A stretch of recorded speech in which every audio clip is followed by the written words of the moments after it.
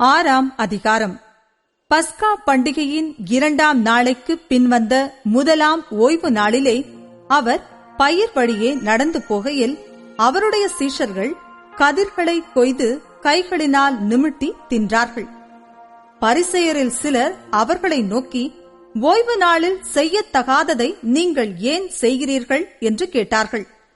இயேசு அவர்களுக்கு பிரதியுத்தரமாக, தாவீதும் அவனோடு இருந்தவர்களும் பசியாயிருந்தபோது செய்ததை நீங்கள் வாசிக்கவில்லையா?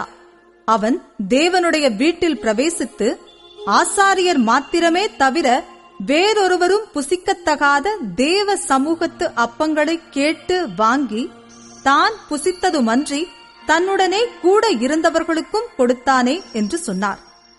மேலும் மனுஷகுமாரன் ஓய்வு நாளுக்கும் ஆண்டவராயிருக்கிறார் என்றார். வேறொரு ஓய்வு நாளிலே அவர் ஜெப ஆலயத்தில் பிரவேசித்து உபதேசித்தார். அங்கே சூம்பின வலது கையையுடைய ஒரு மனுஷன் இருந்தான். அப்பொழுது வேதபாரகரும் பரிசேயரும் அவரிடத்தில் குற்றம் பிடிக்கும்படி ஓய்வு நாளில் சொஸ்தமாக்குவாரோ என்று அவர் மேல் நோக்கமாயிருந்தார்கள். அவர்களுடைய சிந்தனைகளை அவர் அறிந்து சூம்பின கையையுடைய மனுஷனை நோக்கி, நீ எழுந்து நடுவே நில் என்றார். அவன் எழுந்து நின்றான். அப்பொழுது இயேசு அவர்களை நோக்கி, நான் உங்களிடத்தில் ஒன்று கேட்கிறேன். ஓய்வு நாட்களில் நன்மை செய்வதோ தீமை செய்வதோ ஜீவனை காப்பதோ அழிப்பதோ எது நியாயம் என்று கேட்டு அவர்கள் எல்லாரையும் சுற்றி பார்த்து அந்த மனுஷனை நோக்கி, உன் கையை நீட்டு என்றார். அப்படியே அவன் தன் கையை நீட்டினான். உடனே அவன் கை மறு கையைப் போல சொஸ்தமாயிற்று. அவர்களோ மூர்க்க வெறி கொண்டு இயேசுவை என்ன செய்யலாம் என்று ஒருவரோடொருவர் ஆலோசித்தார்கள். அந்நாட்களிலே அவர் ஜெபம் பண்ணும்படி ஒரு மலையின் மேல் ஏறி ரா முழுவதும் தேவனை நோக்கி ஜெபம் பண்ணிக் கொண்டிருந்தார். பொழுது விடிந்தபோது அவர் தம்முடைய சீஷர்களை வரவழைத்து அவர்களில் 12 பேரை தெரிந்து கொண்டு அவர்களுக்கு அப்போஸ்தலர் என்று பெயரிட்டார்.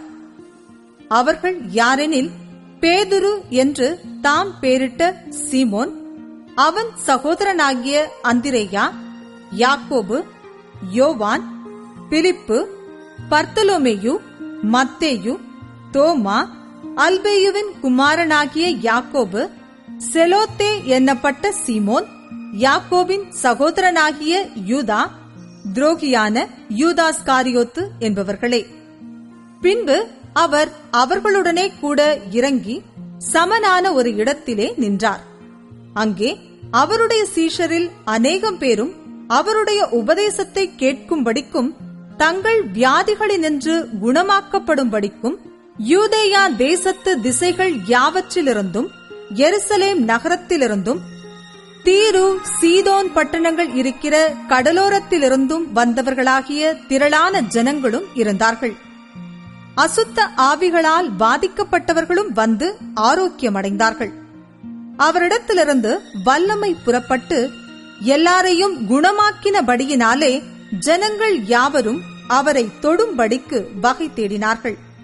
அப்பொழுது அவர் தம்முடைய சீஷர்களை நோக்கி பார்த்து, தரித்திரராகிய நீங்கள் பாக்கியவான்கள், தேவனுடைய ராஜ்யம் உங்களுடையது.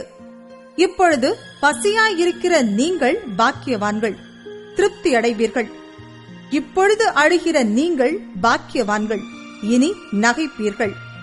மனுஷகுமார நிமித்தமாக ஜனங்கள் உங்களை பகைத்து உங்களை புறம்பாக்கி உங்களை நிந்தித்து உங்கள் நாமத்தை பொல்லாததென்று தள்ளிவிடும் போது நீங்கள் பாக்கியவான்களாயிருப்பீர்கள். அந்நாளிலே நீங்கள் சந்தோஷப்பட்டு களி கூறுங்கள். பரலோகத்தில் உங்கள் பலன் மிகுதியாயிருக்கும். அவர்களுடைய பிதாக்கள் தீர்க்கதரிசிகளுக்கும் அப்படியே செய்தார்கள். ஐஸ்வர்யவான்களாகிய உங்களுக்கு ஐயோ, உங்கள் ஆறுதலை நீங்கள் அடைந்து தீர்ந்தது. திருப்தியுள்ளவர்களாயிருக்கிற உங்களுக்கு ஐயோ, பசியாயிருப்பீர்கள். இப்பொழுது நகைக்கிற உங்களுக்கு ஐயோ, இனி துக்கப்பட்டு அழுவீர்கள். எல்லா மனுஷரும் உங்களை குறித்து புகழ்ச்சியாய் பேசும்போது உங்களுக்கு ஐயோ, அவர்கள் பிதாக்கள் கள்ள தீர்க்கதரிசிகளுக்கும் அப்படியே செய்தார்கள்.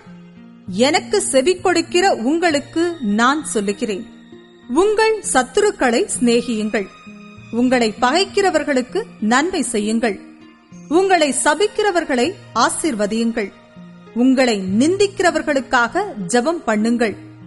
உன்னை ஒரு கன்னத்தில் அறைகிறவனுக்கு மறு கன்னத்தையும் கொடு.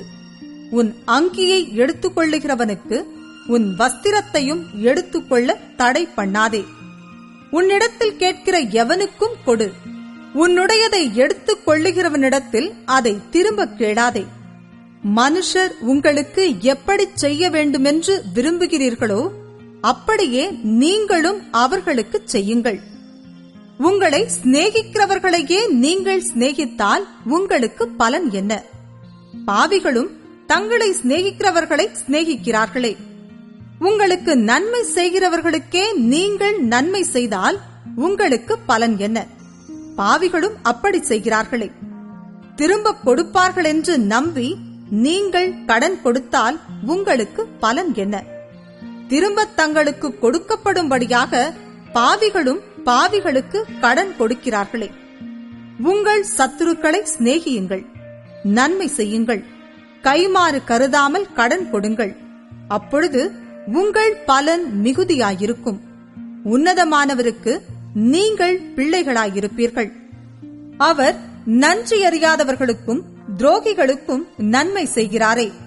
ஆகையால் உங்கள் பிதா இரக்கமுள்ளவராயிருக்கிறது போல நீங்களும் இரக்கமுள்ளவர்களாயிருங்கள். மற்றவர்களை குற்றவாளிகள் என்று தீர்க்காதிருங்கள். அப்பொழுது நீங்களும் குற்றவாளிகள் என்று தீர்க்கப்படாதிருப்பீர்கள்.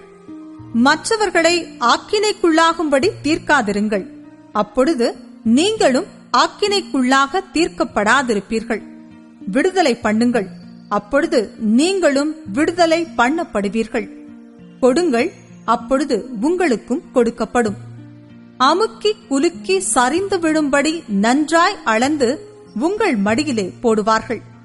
நீங்கள் எந்த அளவினால் அளக்கிறீர்களோ அந்த அளவினால் உங்களுக்கும் அளக்கப்படும் என்றார். பின்னும் அவர் ஒரு உவமையை அவர்களுக்கு சொன்னார். குருடனுக்கு குருடன் வழிகாட்டக்கூடுமோ? இருவரும் பள்ளத்தில் விழுவார்கள் அல்லவா? சீஷன் தன் குருவுக்கு மேம்பட்டவன் அல்ல. தேறினவன் எவனும் தன் குருவை போலிருப்பான். நீ உன் கண்ணில் இருக்கிற உத்திரத்தை உணராமல் உன் சகோதரன் கண்ணில் இருக்கிற துரும்பை பார்க்கிறதென்ன? அல்லது நீ உன் கண்ணில் இருக்கிற உத்திரத்தை உணராமல் உன் சகோதரனை நோக்கி, சகோதரனே, நான் உன் கண்ணில் இருக்கிற துரும்பை எடுத்து போடட்டும் என்று நீ சொல்வதெப்படி? மாயக்காரனே, முன்பு உன் கண்ணில் இருக்கிற உத்திரத்தை எடுத்து போடு, பின்பு உன் சகோதரன் கண்ணில் இருக்கிற துரும்பை எடுத்து போட வகை பார்ப்பாய். நல்ல மரமானது கெட்ட கனி கொடாது, கெட்ட மரமானது நல்ல கனி கொடாது. அந்தந்த மரம் அதனதன் கனியினால் அறியப்படும். முட்செடிகளில் அத்திப்பழங்களை பறிக்கிறதும் இல்லை, நெருஞ்சி செடியில் திராட்சப்பழங்களை பறிக்கிறதும் இல்லை. நல்ல மனுஷன் தன் இருதயமாகிய நல்ல பொக்கிஷத்திலிருந்து நல்லதை எடுத்து காட்டுகிறான். பொல்லாத மனுஷன் தன் இருதயமாகிய பொல்லாத பொக்கிஷத்திலிருந்து பொல்லாததை எடுத்து காட்டுகிறான். இருதயத்தின் நிறைவினால் அவனவன் வாய் பேசும். என்னை ஆண்டவரே ஆண்டவரே என்று நீங்கள் சொல்லியும் நான் சொல்லுகிறபடி நீங்கள் செய்யாமற் போகிறதென்ன? என்னிடத்தில் வந்து என் வார்த்தைகளை கேட்டு அவைகளின்படி செய்கிறவன் யாருக்கு ஒப்பாயிருக்கிறான் என்று உங்களுக்கு காண்பிப்பேன். ஆழமாய் தோண்டி கற்பாறையின் மேல் அஸ்திபாரம் போட்டு வீடு கட்டுகிற மனுஷனுக்கு ஒப்பாயிருக்கிறான். பெருவெள்ளம் வந்து நீரோட்டம் அந்த வீட்டின் மேல் மோதியும் அதை அசைக்க கூடாமற் போயிற்று. ஏனென்றால் அது கன்மலையின் மேல் அஸ்திபாரம் போடப்பட்டிருந்தது. என் வார்த்தைகளை கேட்டும் அவைகளின்படி செய்யாதவனோ அஸ்திபாரமில்லாமல் மண்ணின் மேல் வீடு கட்டினவனுக்கு ஒப்பாயிருக்கிறான். நீரோட்டம் அதன் மேல் மோதினவுடனே அது விழுந்தது, விழுந்து முழுவதும் அழிந்தது என்றார்.